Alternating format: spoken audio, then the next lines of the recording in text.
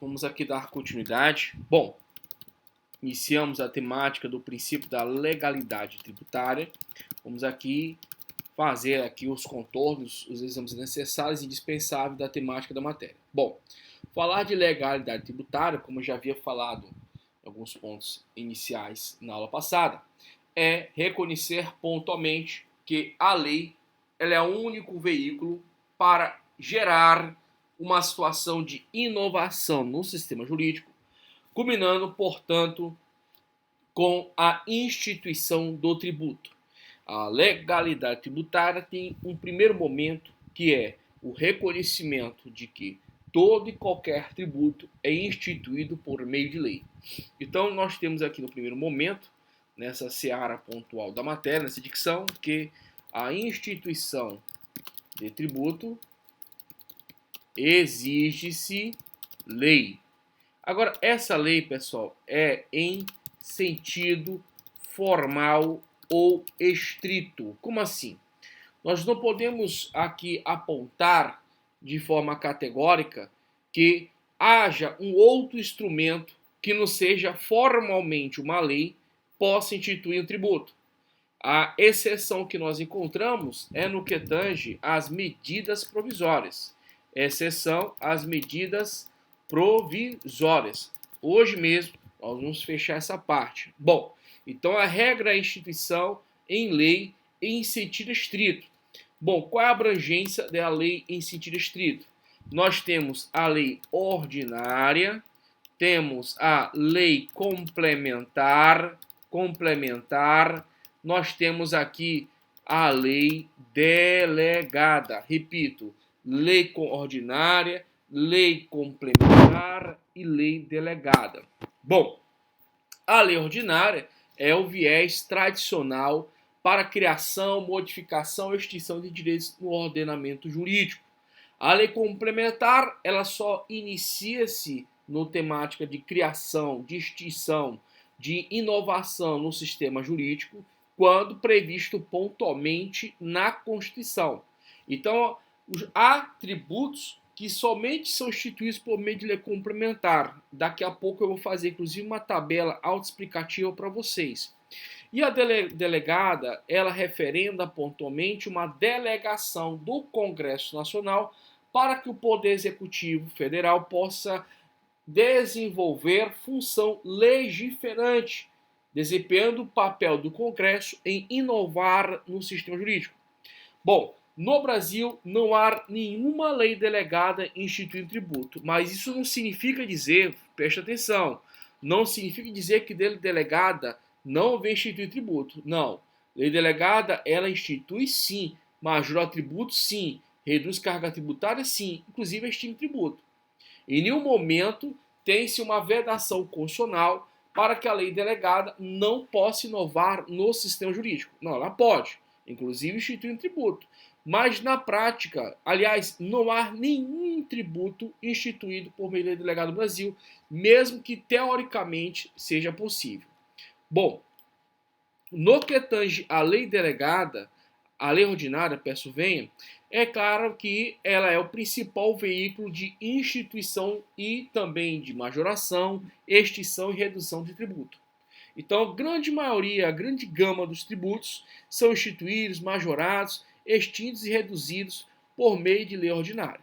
Inclusive, eu falei para vocês, em momento vindouro, o artigo 97 do CTN e fiz também a referência com vocês ao artigo 150, inciso 2 e o parágrafo também, deixa eu colocar aqui, o parágrafo 6º da Constituição.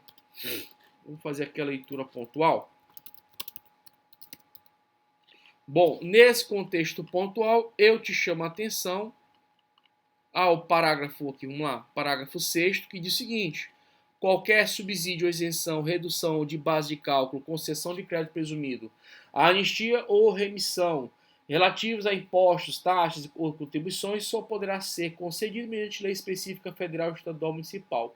É importante destacar, eu falei na aula anterior, nas aulas anteriores, que o ente federativo titular da exação fiscal, ele tem a competência e autoridade para conceder pontualmente anistia, remissão, né, reduzir a base de cálculo porque o tributo é dele. Então ele manda naquele que ele pode, aquilo que é dele.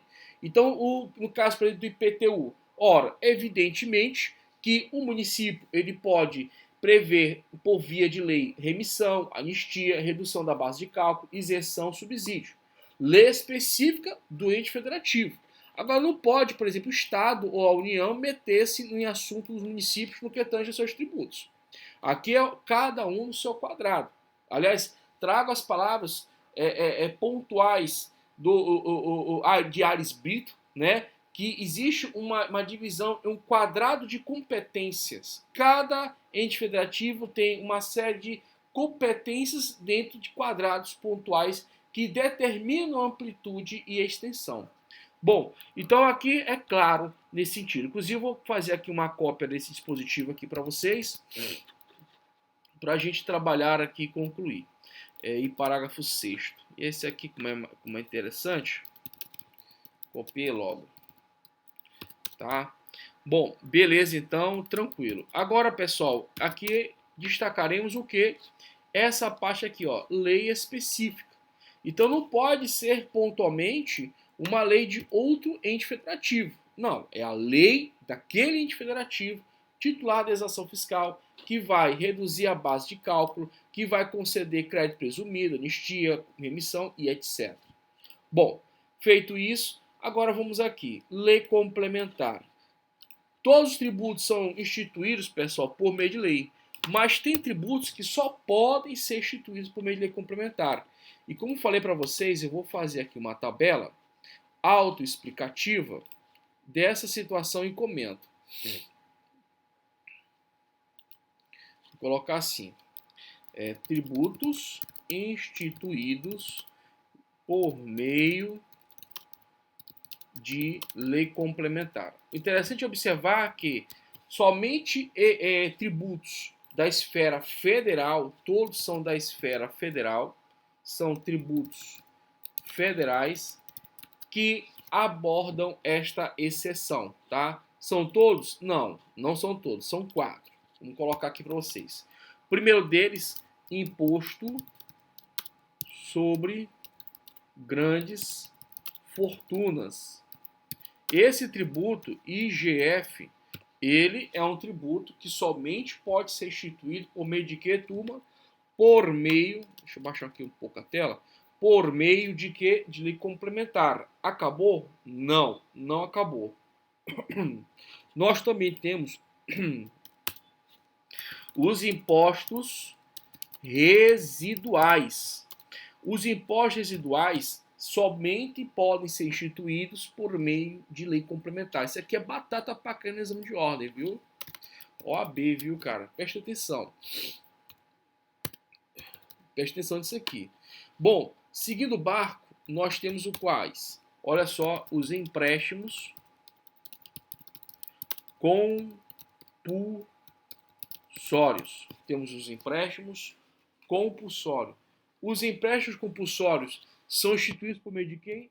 Por meio de lei complementar. E, finalizando, temos as contribuições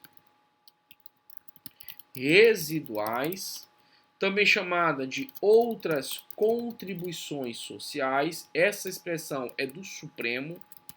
Outras contribuições sociais, ou ainda de contribuições sociais residuais. Essa última é o que eu mais prefiro, né, que eu mais uso. Então vamos lá, vamos aqui a entender as estruturas normativas. Vamos aqui ao artigo 153 da Constituição e vamos analisar. Olha o que diz: compete à União instituir imposto sobre, aí vem aqui, ó, grandes fortunas nos termos da lei complementar.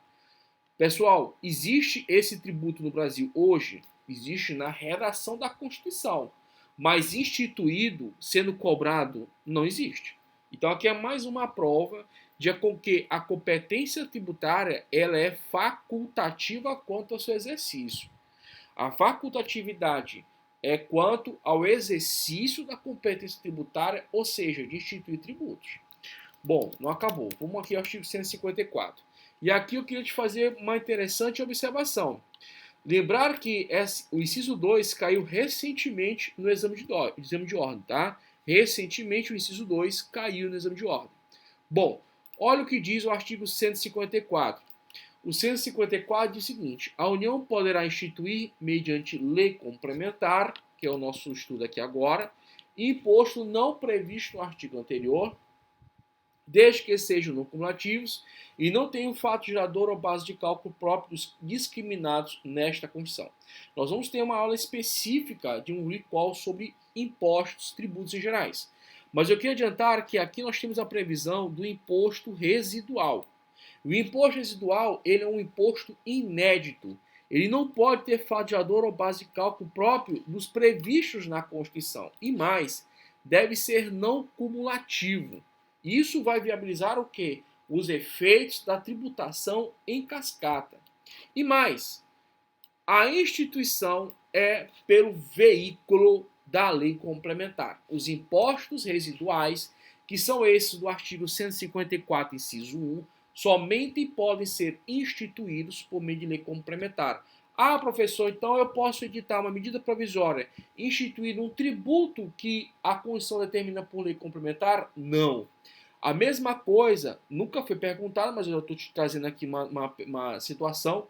Lei delegada não pode instituir nenhum desses tributos aqui, pessoal. Lei delegada não pode instituir imposto sobre grandes fortunas, residual, empréstimo compulsório e contribuições residuais. Não pode. MP e nem lei delegada, tá? MP e lei delegada não podem instituir esses tributos. Bom, voltando ao raciocínio, então os impostos residuais somente lei complementar e a sua previsão constitucional está no inciso 1 do artigo 154. Não acabou não, vem comigo. Olha só, no artigo 148 da Constituição, repito, artigo 148 da Constituição diz o seguinte: a União, mediante lei complementar, poderá instituir empréstimos compulsórios. Veja que é mediante lei complementar. Essa matéria já caiu em exame de ordem várias vezes. Então preste atenção. Olha o que diz o artigo 148. A União, mediante lei complementar, ou seja, não pode ser por meio de lei ordinária, não pode ser por meio de lei delegada e não pode ser por meio de medida provisória. Peço venha.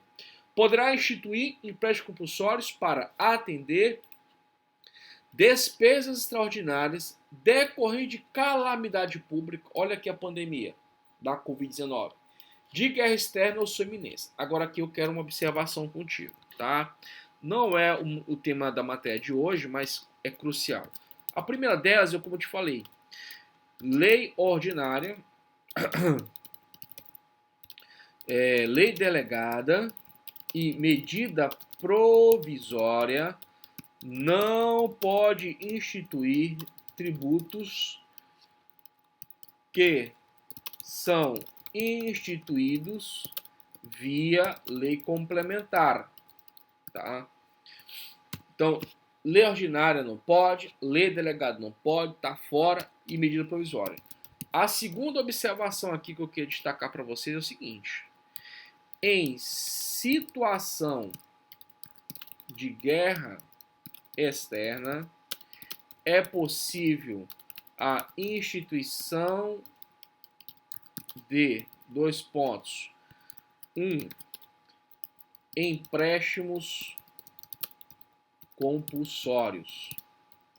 2, olha só, impostos extraordinários. Isso aqui já caiu no exame. Então preste atenção. Em uma situação de guerra externa ou ainda sua iminência, né, ou sua iminência, é possível a instituição de empréstimos compulsórios e impostos extraordinários. Fica ligado. Lembrando que os empréstimos compulsórios obrigatoriamente são instituídos via lei complementar e os impostos extraordinários podem ser instituídos via lei ordinária, lei delegada ou medida provisória. Agora, pessoal, um lance muito interessante aqui no que tange aos impostos extraordinários editados por meio de MP. Vamos rapidamente aqui o artigo 62. É bom que a gente já mata essas dúvidas aqui, essas questões. Você sabe que medida provisória é decorrente de uma situação de relevância e urgência. Quem tem autoridade para editar é o presidente da República. A MP tem força de lei e obrigatoriamente tem que ser submetido de imediato ao Congresso Nacional. É vedado a MP tratar de temas ligados ao quê? Reserva de lei complementar. Por isso que não pode ser instituído nenhum empréstimo compulsório, imposto residual, enfim, aqueles tributos por meio de MP. Mas o lance legal é esse bem aqui, pessoal. Olha só. Medida provisória que implica instituição ou majoração de impostos, ou seja, a Constituição está te dizendo que tanto lei quanto MP institui major tributo. Então não estaria violando o artigo 150, inciso 1. Bom, exceto os previstos nos artigos 153, 1, 2, 4, 5 e 154, 2. Um aqui. O 153.1 é o imposto sobre importação, o 2 é a exportação, o 4 é o IPI e o 5 é o IOF. O 154.2 é o que nós vimos há pouco, olha só, o imposto sobre o que, gente? Situação de guerra externa, que são impostos extraordinários. Então volta aqui comigo aqui ao artigo 62. O que diz o 62? Então ele diz o seguinte, que os impostos extraordinários podem ser instituídos por meio de MP. Agora veja, há uma vírgula e uma continuidade. Olha o que diz. Só produzirá efeito no exercício financeiro seguinte se houver sido convertido em lei até o último dia daquele em que foi ditada. Aqui é o seguinte, aqui tem uma exceção, dizer o seguinte, que MP que trate de imposto sobre importação, exportação, IPI e IOF, como também impostos extraordinários, pode produzir efeito de forma imediata, independentemente de haver a sua conversão em lei. Como é que é? É isso mesmo. Aqui nós temos categoricamente uma autorização constitucional para que haja especificamente a produção imediata dos efeitos jurídicos quanto ao MP, editando, instituindo ou majorando impostos relativos ao quê? Ao imposto sobre importação, exportação, IPI, IOF e também impostos residuais, ou imposto extraordinário. Os impostos residuais não podem ser por MP, óbvio, né? Artigo 154.1 está dentro da limitação do quê? Da reserva de lei complementar. Então só pode o quê? Os impostos extraordinários. Então não precisa haver conversão em lei? Não precisa. Então os demais tributos tem que haver a conversão em lei? Tem que haver. E mesmo convertindo em lei, tem que respeitar o quê? Os efeitos no exercício financeiro seguinte. Então, além de convertido, só produz efeito no exercício financeiro seguinte, é isso. Só no exercício financeiro seguinte. Então, esse artigo é interessante, porque ele fecha essa questão aqui dos impostos extraordinários. Os impostos extraordinários do Brasil são decorrentes de quê? De guerra. Vamos lá de novo? Artigo 154. A União poderá instituir o quê? Na iminência ou no caso de guerra externa, impostos extraordinários. Então, veja, a Constituição só admite uma situação pontual de imposto extraordinário, que ou seja, guerra ou sua iminência. E essa guerra é uma guerra externa. A Constituição diz o seguinte, guerra externa. Compreendidos ou não na sua competência tributária, os quais serão suprimidos gradativamente, cessadas as causas de sua criação. Só para fechar aqui, esse caso é chamado de IEGs. E esses impostos extraordinários de guerra externas podem ser vários. Pouco importa se existe um outro tributo previsto na Constituição para uma outra unidade federativa. Por exemplo, eu posso ter um imposto extraordinário com as mesmas características do ICMS? Posso. Porque existe uma justificativa pontual, que é a iminência ou a guerra externa, que justificaria essa, abre aspas, aberração, fecha aspas, no sistema jurídico. Porque é uma completa aberração, cá entre nós. Agora veja, finalizada a guerra externa, ou seja, a situação que justifica ela, ou a sua iminência, ele é automaticamente suprimido? Não, isso já caiu em prova. Ele é suprimido gradativamente, verificado o quê? As causas de sua criação. Então acabou a guerra, todo mundo está em paz? Beleza, mas não significa dizer que de imediato ele é cessado. Na parte dos impostos em espécies, nós vamos estudar um pouquinho mais esses detalhes. Mas por enquanto, pessoal, tá de boa isso aqui.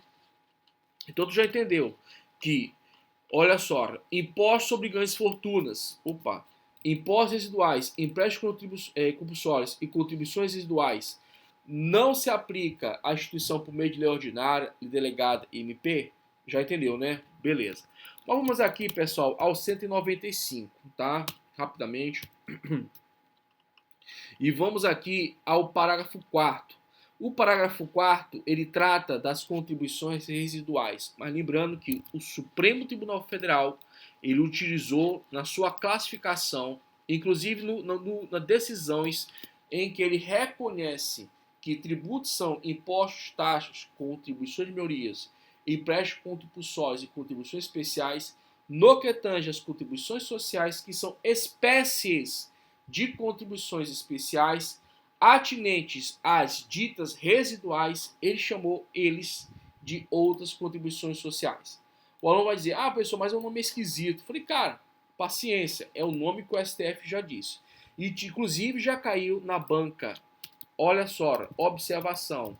Esta terminologia já caiu na banca CESP, tá? Atualmente ela é a SEBRASP. Já caiu essa costura. No meu livro e do material de apoio, tá? O livro tá saindo em 2022, já fechei com a editora, tá, gente? Para vocês aí adquirirem. Quando tiver, vou fazer uma promoção especial para vocês. Lá eu coloco o enunciado da questão que trata dessa classificação, inclusive da banca CESP, que agora é SEBRASP. Ninguém mais fala de CESP, tá? Eu boto isso aqui só porque é do tempo tal. As provas agora eu só boto nas questões SEBRASP. Fica tranquilo. Bom, feito isso, beleza? Bom, finalizamos essa parte aqui, vamos continuar com outra informação crucial. Pessoal, então já sabemos que instituir tributo pela legalidade tributária é o quê? Instituir tributo é você utilizar no veículo da medida provisória na situação de relevância e urgência e de forma odierna o viés da lei.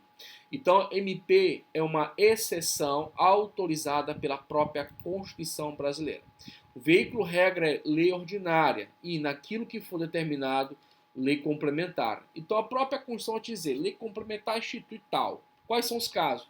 São só esses. Então, tu não precisa matar a cabeça e estar achando esses artigos. Eu te mostrei, sou professor, dou aula há anos, então sou obrigado a te mostrar o caminho das pedras. Mas tu já pode memorizar isso aí, ó. Só isso aí já te dá a tua aprovação nesse ponto. Bom, seguindo o barco, nós temos o quê? Que a lei delegada também institui, tá? Só para fechar essa questão da lei delegada, vamos aqui. Aliás, desculpa, pessoal, estou um pouco gripado. As leis delegadas serão elaboradas pelo presidente da República, que deverá solicitar a delegação ao Congresso Nacional. Essa delegação, pessoal, envolve o quê? A delegação para o exercício da função legislativa. O Congresso Nacional delega. Agora veja, essa delegação, ela é em proveito de quem? Do presidente da República. O parágrafo 1º diz o seguinte: não serão objeto de delegação os atos de competência exclusiva do Congresso Nacional, os da competência privativa da Câmara de Deputados ou do Senado Federal, a matéria reservada à lei complementar, nem a legislação sobre. Aí vem. Então, matéria reservada à lei complementar, por exemplo, esses tributos aqui, não podem ser instituídos por meio de lei delegada. Belezinha? Tranquilo? Bom, pessoal, vamos aqui continuar, portanto, tratando mais uma temática do princípio da legalidade tributária, e aí a gente dá, portanto, aqui um breve intervalo para o próximo bloco concluir. Bom, outro ponto interessante é que é o seguinte: existe na lei delegada, a lei complementar, peço venha, algumas atribuições além de instituir esses tributos. Repito, a lei complementar, além de instituir esses tributos aqui, que vocês estão vendo, ela também tem umas funções específicas. Bom, primeiro, ela é uma norma geral em matéria de legislação tributária. E isso você vai encontrar no artigo 146, inciso 3º da Constituição. No caso pontual, sabemos que o CTN, que é o Código Tributário Nacional, que é a lei número 5172, número 5172 de 1966, ela é o quê? Lei formalmente ordinária e materialmente complementar. Como assim? Bem, a questão pontual, inclusive, eu vim te ler no início do curso, é que quando a gente fala especificamente do CTN, da Lei 5172 de 66, nós temos o seguinte, que o CTN ele é formalmente ordinário, em razão do quê? Da próprio nascimento da lei. Em 66, nasce uma lei ordinária.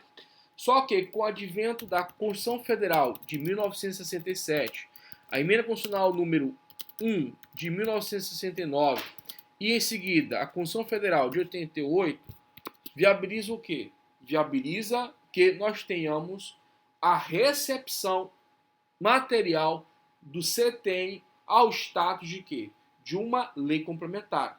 Então veja, qualquer alteração ou inclusão, modificação da redação do CTN é porque veículo, é porque meio, por meio de lei complementar.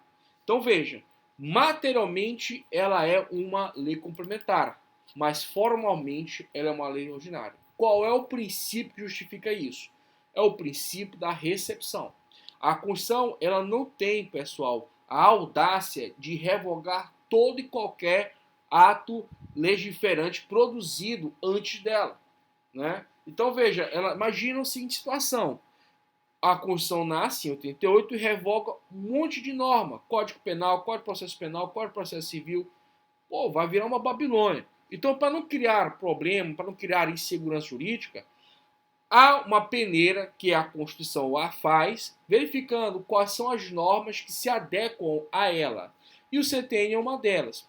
Tanto a doutrina quanto a jurisprudência pátria, STJ, STF, etc., reconhece que o CTN é uma lei formalmente ordinária, até porque em 66 nasce essa lei ordinária, mas, acima de tudo, materialmente uma lei complementar. E em sendo materialmente uma lei complementar, a sua alteração normativa é pelo veículo de uma lei complementar. Então, é vedado alterar o CTN por meio de decreto, portaria, circular, tratado internacional, lei ordinária, lei delegada, emenda constitucional. Não pode, somente lei complementar. Então, lei ordinária, emenda constitucional, lei delegada está fora. Não altera o CTN na sua redação. Bom, nesse sentido pontual, o que nós temos também de forma correlata? Nós também temos, pessoal, a norma geral em direito financeiro. E qual é a norma geral em direito financeiro, pessoal? É especificamente, deixa eu colocar aqui a seta, a lei número